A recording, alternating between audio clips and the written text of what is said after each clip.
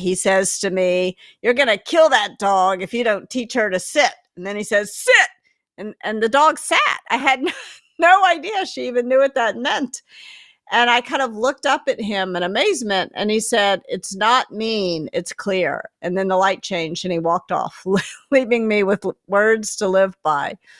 And, it took me another decade or so before I was able to come up with a radical candor framework to kind of operationalize what he had told me. But that was a big moment for me.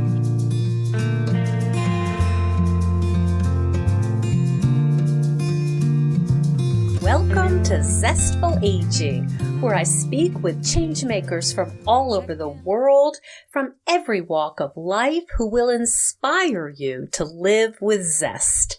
I'm your host, Nicole Christina, and my mission is to bring you optimism about aging and help you make full use of the new opportunities that only come at this stage of life. To find out more about this podcast, hop on over to zestfulaging.com. And while you're there, sign up for my email newsletter, The Insider, where you will get fun and quirky tidbits about the show and my exploits, including when I went python hunting in the Everglades with one of my guests. And if you love the podcast, I'd be grateful if you shared it with your friends. And check out my new YouTube channel, where you will find never before heard bonus episodes at Zestful Aging 132. So why is it important to be candid, especially as we age? And how does that even work in relationships or at work? What's the difference between candor and honesty? And why is positivity a trend that we should challenge?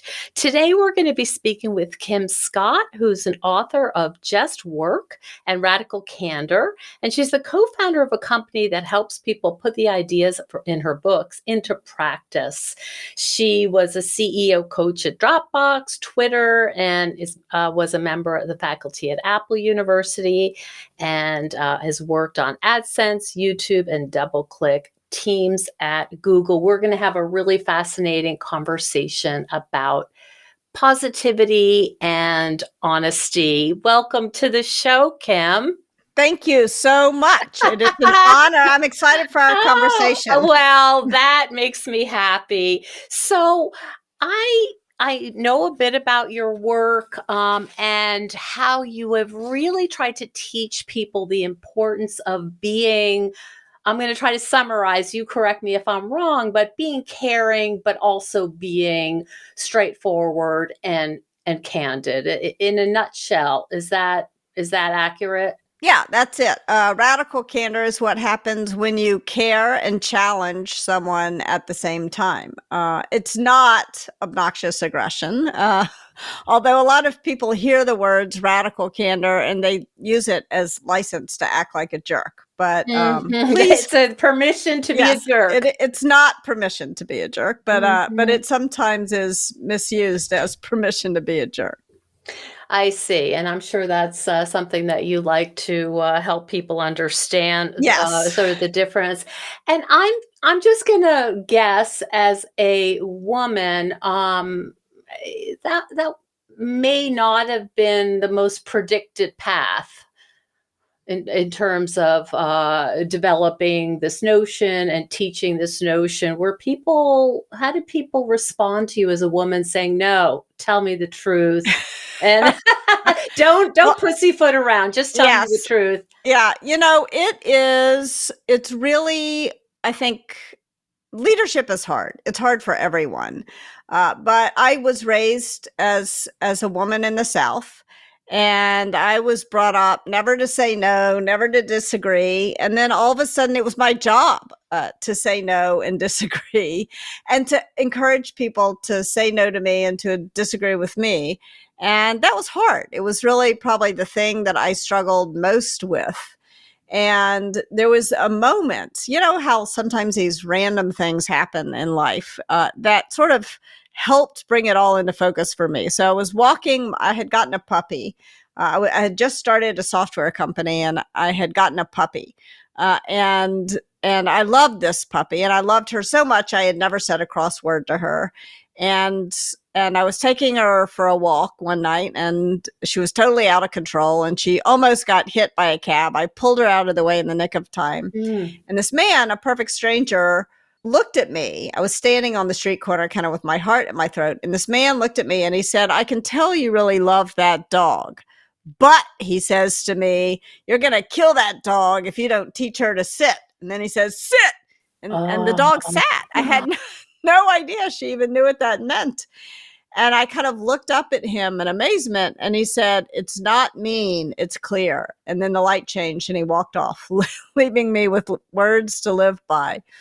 And it took me another decade or so before I was able to come up with a radical candor framework to kind of operationalize what he had told me. But that was a big moment for me. Yeah, it's so funny that you use that as an example because I am a huge fan of dogs and I love to rescue dogs. And Oh, I'm good. just starting to really get this. At 61, I'm like, Yeah. they need to not charge out of the door Yeah. and they need to not charge. And I knew it intellectually, but now I'm getting to, after watching 8,000 episodes of The Dog Whisperer, Yes. that it's actually good for them to know I'm in charge and I can keep them safe and everybody's happier. Yes. Yeah. It's really interesting. When I got my first dog, I was asking the breeder, I said, "Well, what if the dog wakes me up in the night?" And I was like, obviously gonna be, not in charge. And the breeder handed me this puppy, and she looked at me right in the eye and she said, "Remember," am I allowed to curse on your You podcast? can curse Okay. to your heart's content. She said, "Remember, you are the alpha bitch." And I was like, "Oh my gosh." Wow.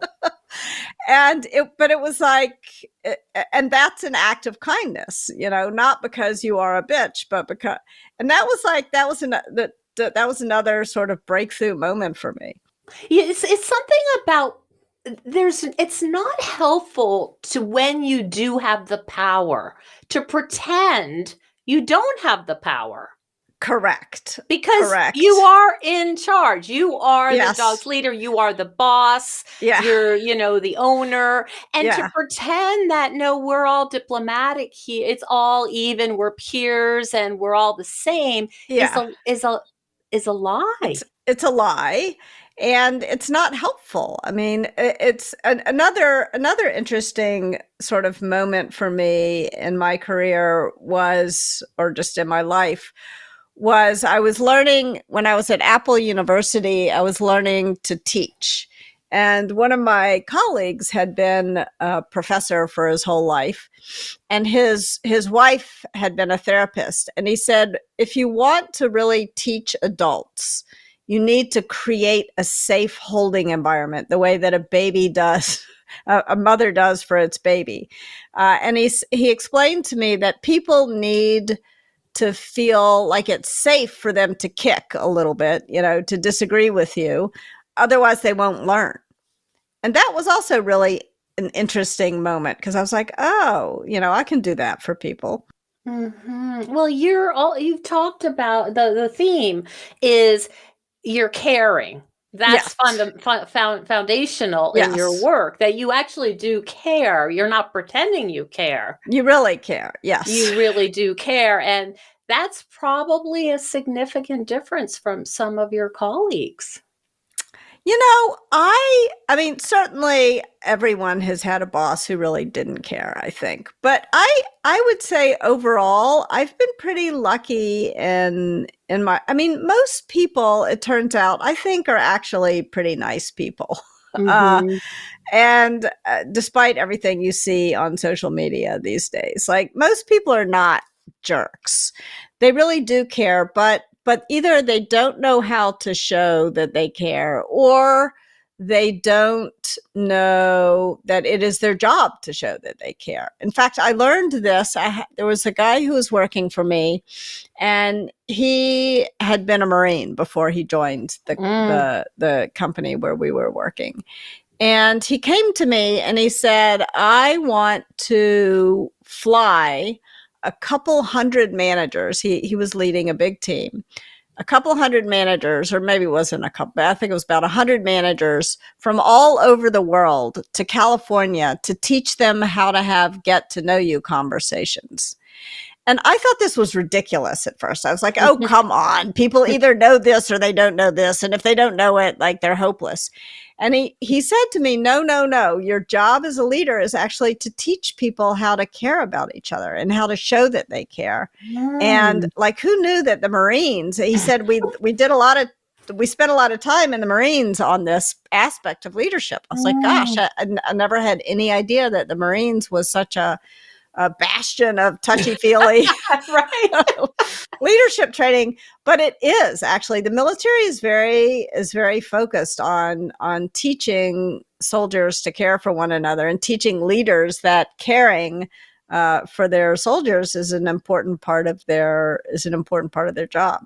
That's fascinating. And it goes back to evolution, right? I mean, we are meant to be in packs. Yes. And this all sounds very much like going back to our hard wiring. Yeah. And that people would really click into this.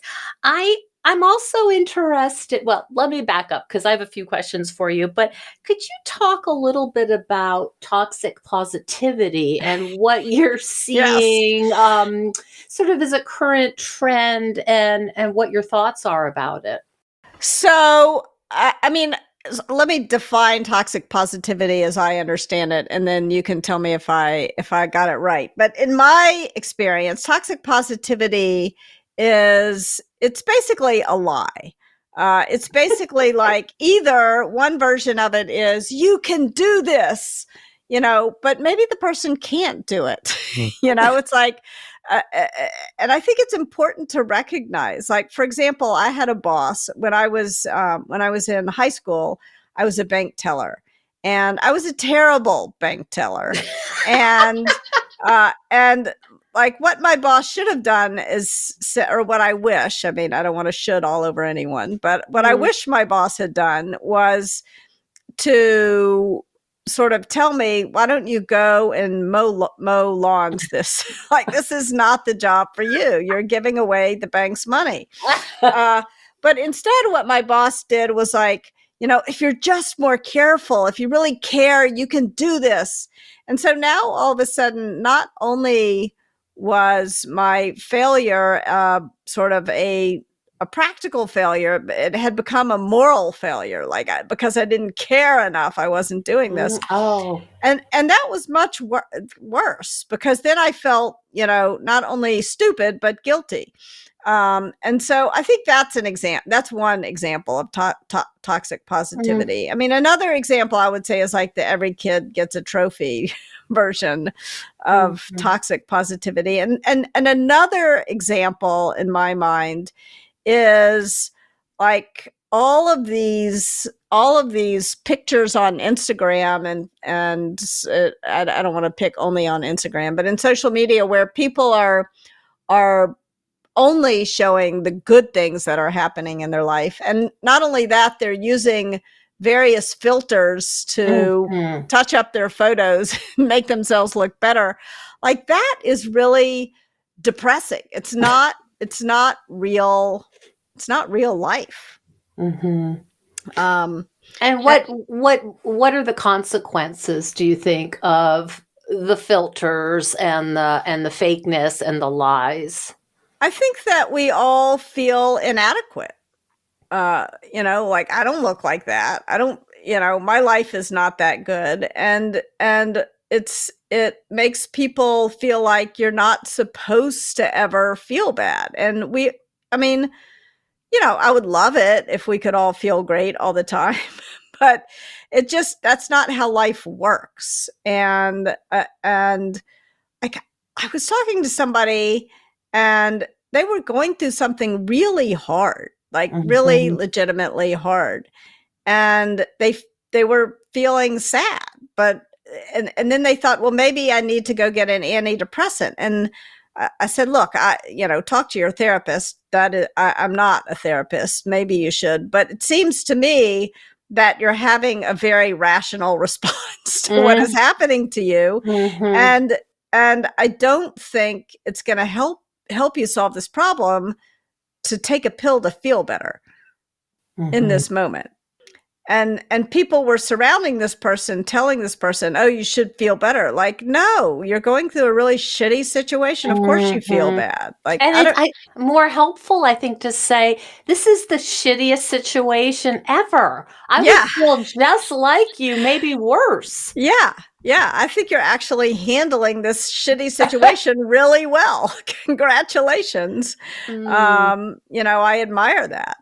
Bad stuff happens. And I think, there's another version of toxic positivity as well. And that is like, your boss and your colleagues are all telling you, oh, everything's great. You're doing a great job. But you kind of know in your heart of hearts that something's not quite right.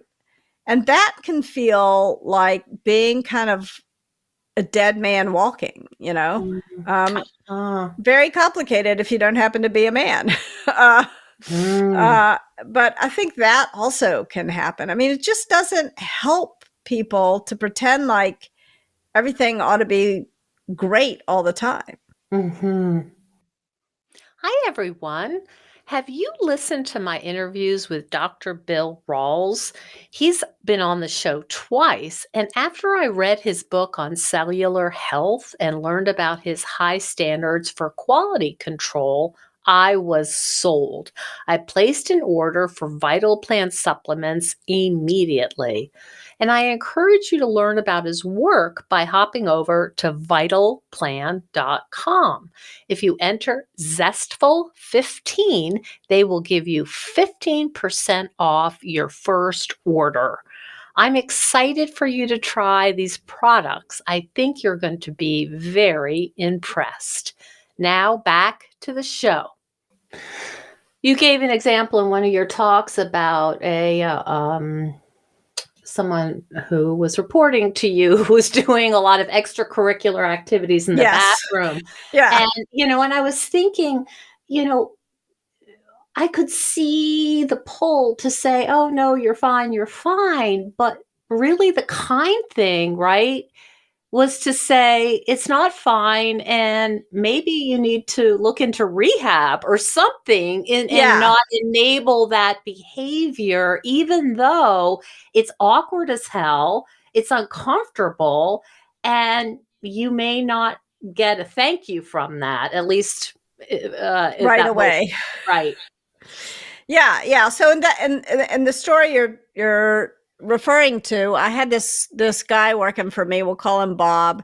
And Bob was like, he was really funny. He was charming. He would do stuff like we were having one of those endless manager offsites where we're playing those get to know you games that everybody kind of secretly or not so secretly hates. And Mm, Bob was the guy who had the courage to raise his hand and to say, I can tell everybody's stressed out. I've got an idea. It'll help us get to know each other and it'll be really fast.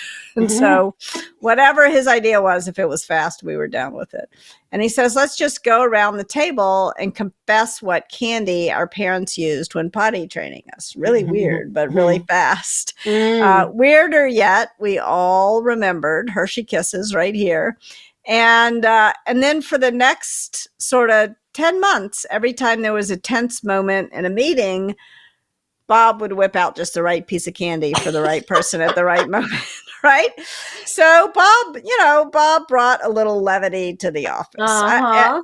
But then Bob would hand in work and there was shame in his eyes. And I couldn't understand what was going on because he really had an incredible resume. And this is where I learned much later.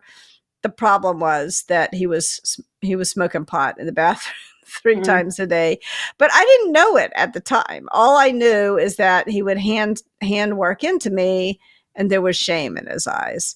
And I would say something to him along the lines of, oh, Bob, this is such a great start. You're so awesome. We all love working with you. Maybe you can make it just a little better, which, of course, he never did. And that was the that was the example of sort of toxic positivity from me, because I was pretending like everything was okay, and it wasn't. It absolutely wasn't okay. The work he was doing, it was riddled with sort of creative sometimes, but riddled with mistakes. And I was pretending to him that everything was fine. And I think it's useful to kind of like pause for a moment and think about why I did that. And part of the reason why I did it was truly what I call in radical candor, it was ruinous empathy. That's what happens when you care but you don't challenge someone. And I really did care about Bob's feelings, and I really didn't want to hurt his feelings. And that was part of what was going on, part of why I didn't tell him the truth. But if I'm honest with myself, there was also something more insidious happening. And because Bob was popular on the team, and Bob was sensitive, and there was part of me that was afraid that if I told Bob in no uncertain terms that his work wasn't nearly good enough, that he would get upset. He might even start to cry. And then everyone would think I was a big you know what. And so the part of me that was worried about my reputation on the team, that was what I call in the radical candor framework, manipulative insincerity. That's the worst place of all to be. That's where you're neither caring nor challenging. I was just worried about my own reputation. The part of me that was worried about Bob's feelings, that's what I call ruinous empathy. And both of these things can sort of interact in a way that that causes us to behave in a way that is, not ideal, shall we say. And I think that's what happened in the Bob situation. But like, the results were really terrible. They were terrible for Bob, they were terrible for Bob's teammates, and they were terrible for me. Because what happened was, eventually, I realized that I was going to lose all my best performers if I didn't fire Bob, because they were frustrated. Not only, had I been unfair to Bob not to tell him, I'd been unfair to everybody, because everybody on the team, their deliverables were late. When Bob's deliverables were late, they didn't have enough time to work on their work because they were having to redo Bob's work. And the people who were the best at their job, they were fed up. They were going to quit. And so that was when I finally sat down and told Bob, to start a conversation with Bob that I should have started 6 months previously. And when I finally explained to Bob where things stood, he kind of looked me right in the eye and he said, "Why didn't you tell me?" Yeah. And as that question was going around in my head with no good answer, he said, "Why didn't anyone tell me? I thought you all cared about me." And now I realized that by not telling Bob, telling myself I was being so nice, he's now getting fired. So it's actually, the nice was actually avoidant. Yeah, the nice was not nice. It was, in fact, in an earlier draft of this book, I called it cruel empathy. But one of the early readers said it sounded too much like a Harlequin romance. But I think it really, the net result of that kind of toxic positivity can be quite cruel. Because in the end, Bob got fired. So it certainly was not nice. And it was bad for everybody. It was bad for our relationships. It was bad, bad, bad, bad, bad.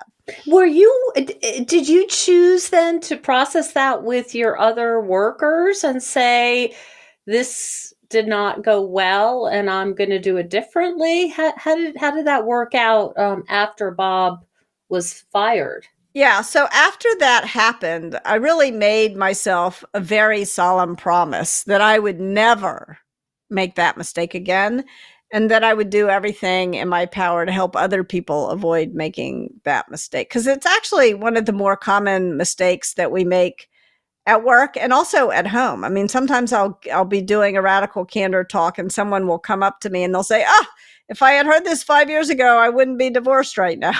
Um, so it plays out, I think, in all our relationships. So yes, I mean, I think I did a much better job telling people after that when I thought things weren't going well. And also, I think more importantly, I did a better job asking people what I might be doing. I mean, maybe I was doing something that was frustrating Bob so much he was forced to toke up in the bathroom. I don't know, because not only right, not only did I not give Bob feedback, I also didn't solicit feedback from So Bob. humility is part of this Yes, equation. a Oh very boy, important part. this is a lot to ask here. Yes. The other piece of this that it came to mind as you were describing, this dilemma with the Bobs in the world is it is a bit infantilizing maybe for us to imagine that these people we're in a relationship with can't handle the truth. Like we Yes. have to sugarcoat it or pat them Yeah. on the back and say, "Oh, it's not that bad." That's a funny dynamic. Yeah. That is itself kind of arrogant, isn't it? Yes. And I think it's also like, if you remember, I'm going to tell this person about this issue because I care about this person, and because I care about my relationship with this person, and because I care about the result of this behavior. Uh, then I think that it it makes all the sense in the world to at least try, and at least try several times. I mean, there are certainly times in life when have some kind of relationship with someone, and they actually can't they can't Mm. handle it. They can't, because what they're doing wrong is too painful for them to confront. But that is very rare, and you only know that they can't handle it if you've tried multiple times to tell them. But Mhm. assuming they can't handle it without trying to tell them what you're thinking it is arrogant. Mhm, mhm. We have a lot of folks listening who are dealing with some or are going to be dealing with some pretty tough conversations. And I'll just throw some out, and I'm sure you have your own ideas about this, but what choices are we gonna make about our parents? If Mhm. they're aging, if they are aging, of course, or if they're becoming frail or need to be looking at different kind of housing and all of Mhm. this.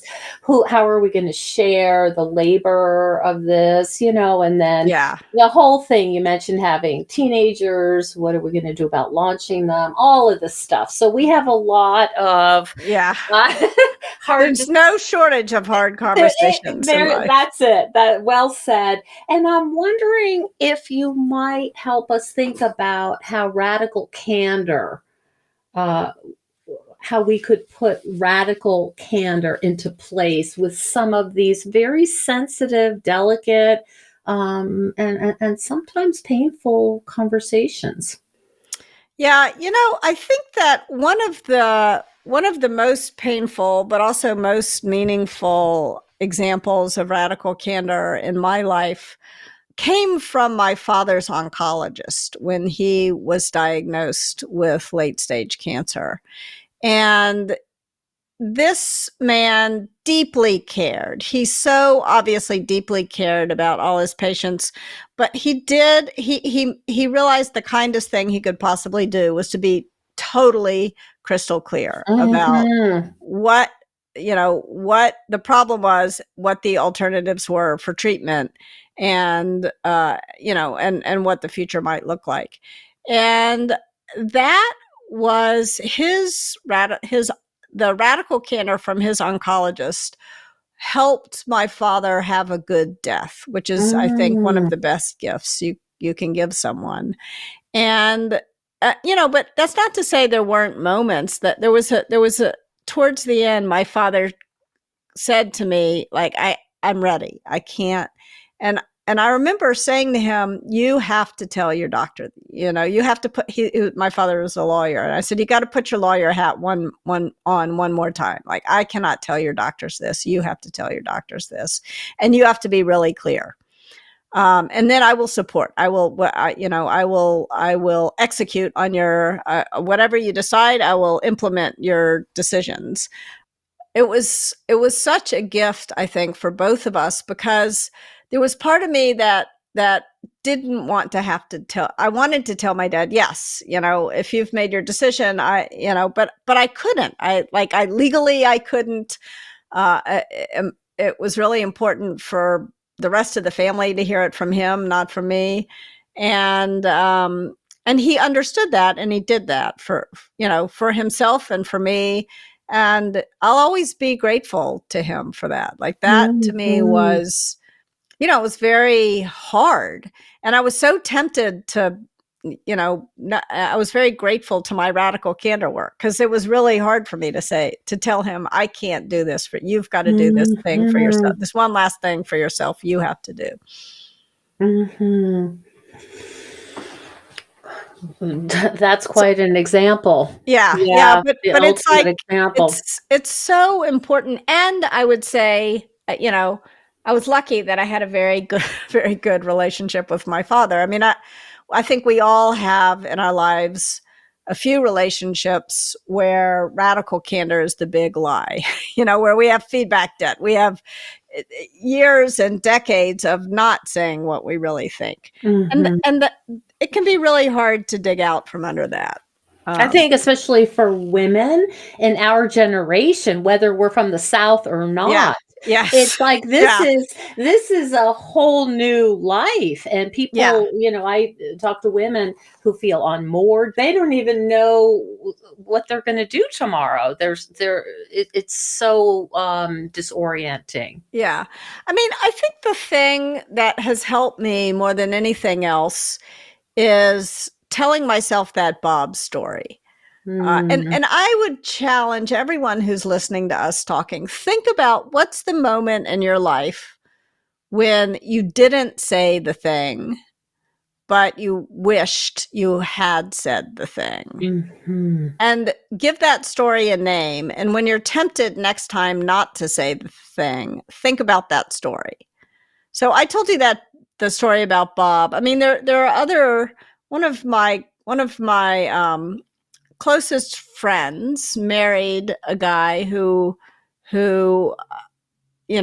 I had some questions about the marriage. We'll put it that. I didn't think she should marry him, but I didn't say anything. And then, which wasn't like, I think, the wrong thing to do necessarily. But then shortly after she got married, I was at her house, and she and her mother and I were having dinner together, and we were doing the dishes. I'll never forget it. We were scraping the food into the garbage can, and this was before composting. And she said to us, "I think I married the wrong man." And her mother and I both agreed that she probably had. And we looked at each other and we remained silent. We didn't say anything. And, fast forward 30 years, she was getting a divorce. And I told her this story, and we both burst into tears. And I said, I'm sorry. I failed you as a friend in that moment. What do you wish you would have said? I wish I had said, yes, I think you did. It's not too late. You can get it, you can get out of it. Or I could have said why, I could have at the very least, rather than jumping in and offering my opinion and what to do about it. I wish I had said why. I wish I didn't dare touch it. And that was not an act of friendship. So that's why I care so much about radical candor. And you know what? I think it matters. It matters in today's world, where we're so polarized, and people are probably having all kinds of complicated family get-togethers. This and every summer. And, then you've got the holidays, and that adds a whole other thing on too. I think that it's really important to be willing to talk to people who you disagree with. Even if the disagreements are very emotionally charged and fundamental. And I think it's important to remember the purpose of these conversations is not to change their mind. And it's okay if you're unwilling to change your mind. Like, the purpose is not to change yourself or others, but the purpose is to maybe understand their thinking a little better, even if you don't agree with it, and allow that Mhm. to challenge your own thinking. Oh Like, if you, boy, again, you are just asking a lot of it is, the but humility, the yes, open-mindedness. Wow.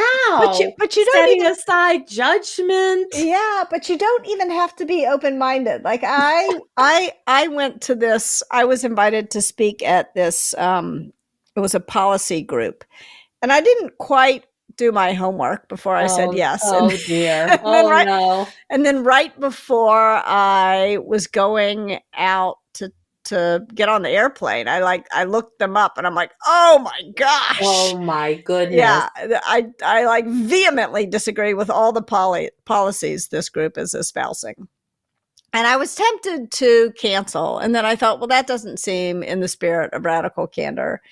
And so I went out there and I did the radical candor talk. And during the and it went well. And during the Q&A, like, there was, because there's so much, even though I disagreed with their policies, there was all kinds of ways that we could connect. And as I was doing the Q&A, I had this thought in my head. It was almost like someone was yelling at me inside my head. And the thought was, these people are not your enemies.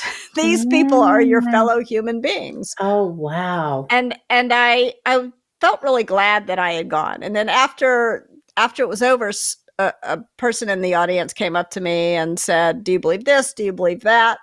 And I said, "Yes, I do. Yes, I do." Pretty strongly, actually. And then the person kind of cocked their head and looked at me and said, "Huh, you don't seem like an evil person."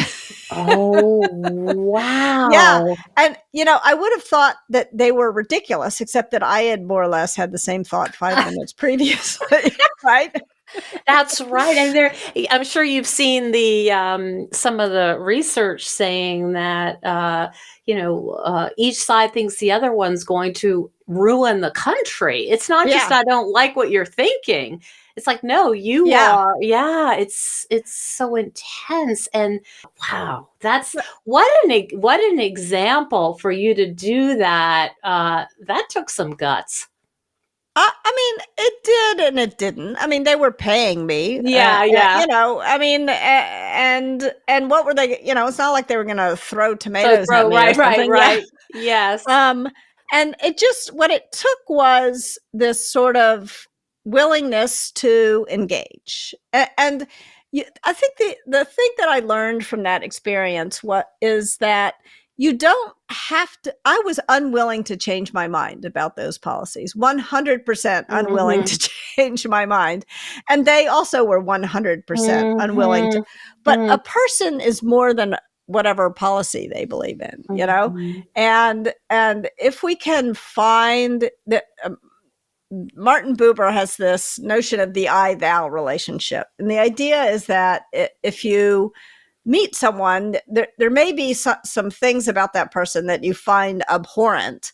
But if you can see the whole human being and not just Mhm. that thing that you find abhorrent, Right, or the you, T-shirt they're wearing. yeah, yeah, or the hat. Yeah, that Uh, famous hat. yeah, you can, if you can find common ground, then we can get back to a more reasonable way of being in the world. But if we're all like in our own communities talking Mhm. about other people but never Mhm. to or with other people, then we tend to imagine that these are evil people.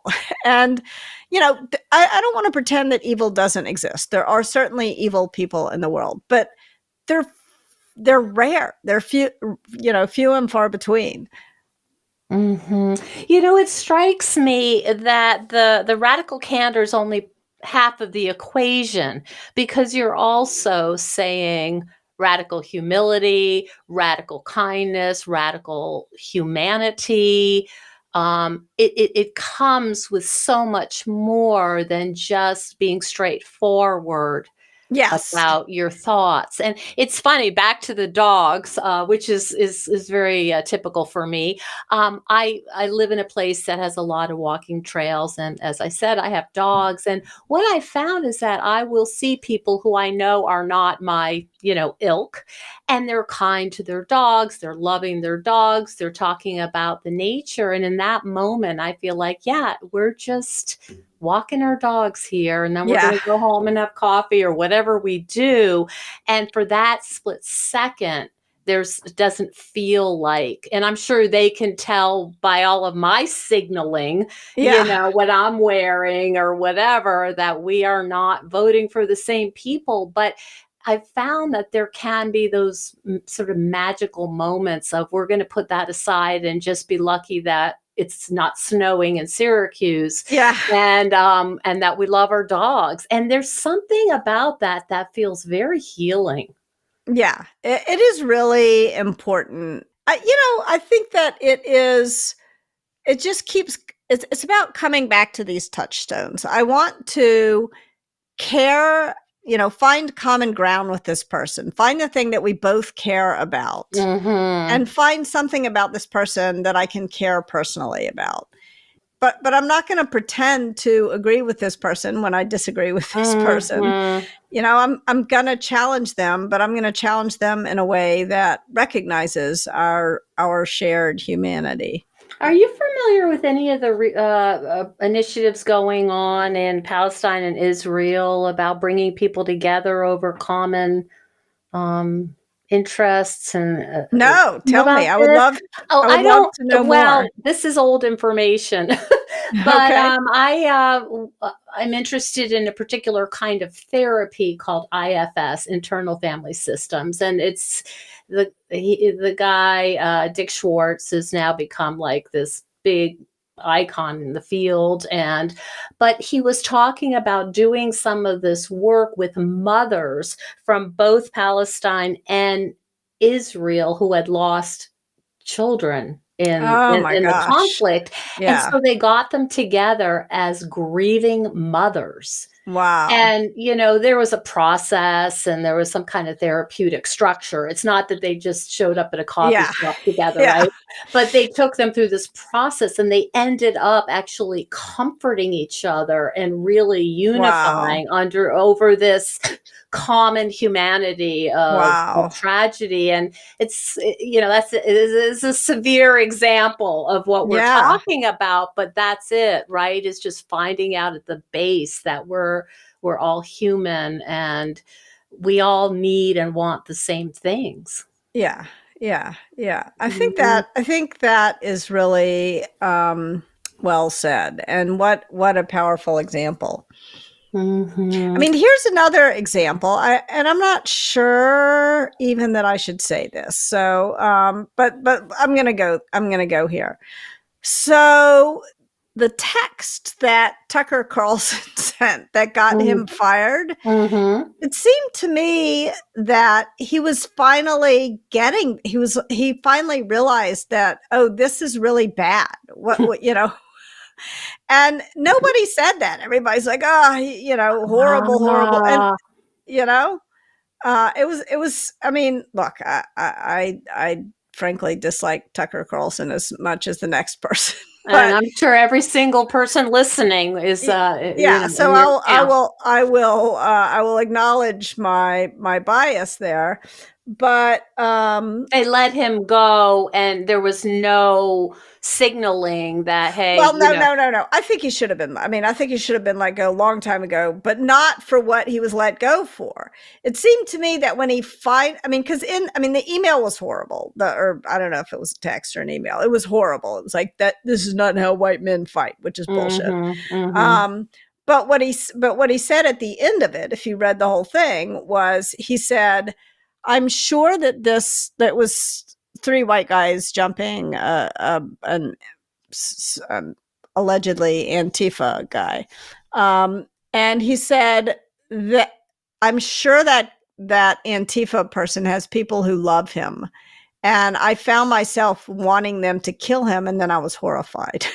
So he to me, he finally realized what he was doing was like really wrong at a fundamental moral level.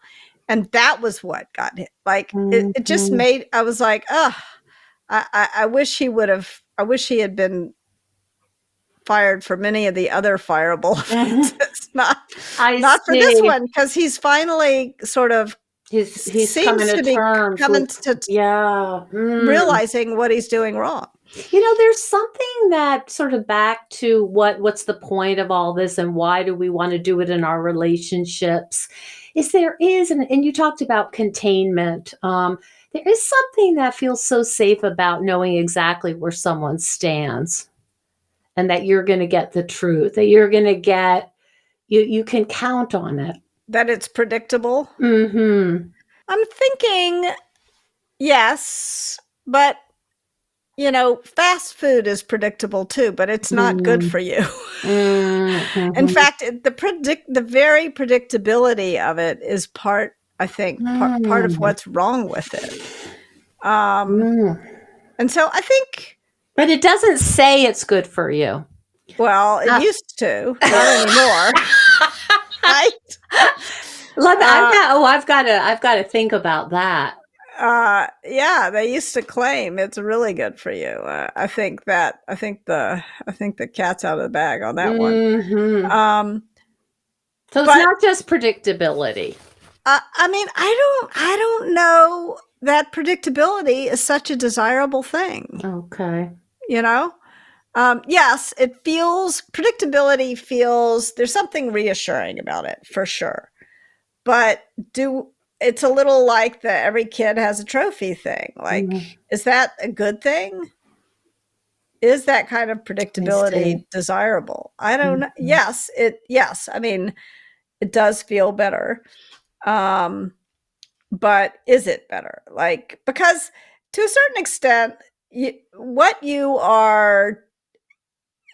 you know what people think before you ask them, and if they know what they think before you ask them, then to me, part of what is going on is people's beliefs are not being challenged.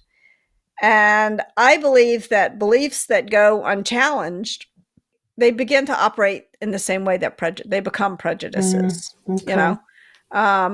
And so I think it's really important for us all to challenge our beliefs and to allow ourselves to be challenged. Mm-hmm. Yeah. There's a term that came to my mind that you may have considered already, and we were talking about feedback and having it be kind and direct and clear. It reminds me again of the dog training world where they talk about good information. Yes. That, okay, I can use this. This is good information. And I thought, oh, Cesar Millan strikes again. But that really reminded me of to take that it's not a bad or good. It's not necessarily a bad or good thing to be doing this, but it is really helpful and useful to know where your performance is on what's expected. Are you making the grade, or do you have work to do? Yeah. Yes. I think that's true. I mean, in some senses, I kind of view this if you're a scientist, which you are, and I am not. I'm a Slavic literature major. But if you're a scientist, you create a hypothesis, and then you either prove or disprove it. Mm-hmm. But at least in theory, disproving the hypothesis is something to be celebrated just as much as proving it. I mean, it's information you're learning. Mm-hmm. Whether what you thought would happen actually did happen. And I think I would like to try to view feedback in the same kind of way. Mm-hmm. In particular criticism, but also, praise. Is the point is you're learning what's working and what's not working. And either way, it's really helpful to know. it's good information, as you say. Mm-hmm. Wow, there's just so much to unpack here. I love that you use humor in your trainings, and you said something like it was a cross between The Office and Oh Groundhog Day.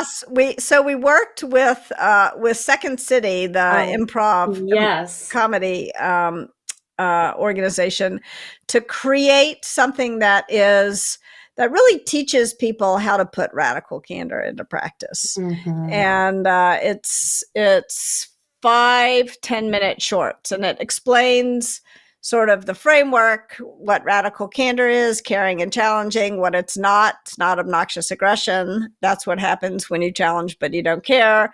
It's not manipulative insincerity. That's what happens when you Mm-hmm. neither care nor challenge. And it's not Mm-hmm. ruinous empathy. That's what happens Mm-hmm. when you care but you don't challenge. And then it talks about how to put these ideas into practice when you're sort of soliciting feedback, when you are giving praise, when you're giving criticism. And it was one of the most fun things.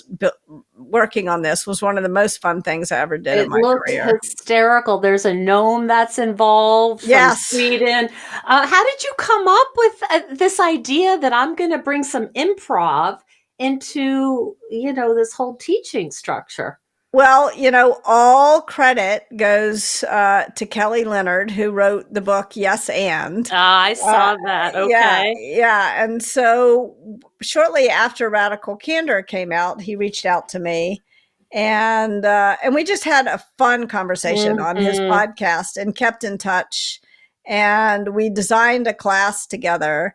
And then he said, "Why don't we work on designing, something that people can do easily, that'll be fun, that won't feel like management training, but will help Mm-hmm. teach people like how to put these ideas into practice." How brilliant is Yeah. that? So it was really it was a great collaboration with him. Oh, that looks so much fun. One of the best compliments I ever got from my friend is a dear friend of mine who I've known for like 30 years is she calls me assertive without the bitch. That is That, another way to say radical yep, candor. I yep. love that. So, it's been such a pleasure talking to you, Kim, and hearing about how these ideas came about and why they're so important and how we can utilize them when we, are dealing with some really tough conversations, especially as we're aging. How Yes. helpful it is to give good information and to be clear. I so appreciate your time. I know you're a very busy woman, and I'm just delighted that you came on to talk to me today. Well, thank you so much. I really enjoyed the conversation, and I will encourage folks, who may have some relationships in their lives that have where they haven't been candid. And I would Mm-hmm, encourage folks, try radical candor. Remember mm-hmm, that you care about this person. Remember to ask them for feedback. Don't dish it out before you prove you can take it. And show that you really value it. Remember to offer some praise. Radical candor is not all about criticism, but remember to share what you're grateful to this person for. Share what you appreciate about this person, and then say in a gentle way, there's something I want to tell you. I've probably maybe I'm 3 decades late in telling you, but better late. It's not going to get yeah. better. And then say, is this a good time? And then pay attention to how the person responds. And if the person is sad or mad, that's your cue to work harder to show that you care. And if the person just brushes you off, that's your cue to say it again, maybe even a little more clearly. Mm-hmm. Good advice. And people can find out more about you at radicalcandor.com. radicalcandor.com and also justworktogether.com. And by just work, I'm talking about justice. I'm not talking about working all the time. Yeah, I Got that. Put that together and curious to learn more about that. Thank you so much. Thank you so much. Really enjoyed the conversation. Thank you so much for joining us on Zestful Aging. If you like the podcast, please share it with some of your friends. Our music is courtesy of Judy Banker, who was a previous guest on the show. Find out more at judybanker.com. And our technical director is Stephen Litweiler. Hello, Zesties. Well, many of you know that I've been a psychotherapist for more than 30 years, and I'm an expert in healthy aging. But what you might not know is that I'm also a midlife coach, and I help women like you clarify and design the life you want to live in your second half. A life that's vibrant and feels uniquely like you. Maybe you've spent your entire life caring for others in one way or another, and you're a bit stuck with how to move forward in this new phase of your life. Or maybe you're considering a career change or other big life transition. Or maybe you're in the middle of a life change you didn't see coming. You may be asking yourself questions like, who am I now? And how do I build a new kind of life for myself? Or how do I make the most of the time I have left? This stage in our lives is the perfect time to pause, recalibrate, and reassess where our life is heading and ask ourselves what deserves our precious time. Now is the time to focus on what brings you joy and a sense of deep, calm contentment. I love helping women discover who they are in addition to being caregivers. After our sessions, you will have a clear plan for making your life more vibrant and deeply satisfying. You will feel a sense of control because you will be making choices that are perfect for you. And you will feel more confident because you will have an individualized blueprint to follow. And because you're a Zestful Aging podcast listener, I'm offering a special package deal. Contact me at zestfulaging.com right through my contact link. Time is truly precious, and there's no time to waste. And stay tuned next week for another interview with a fascinating and inspiring guest.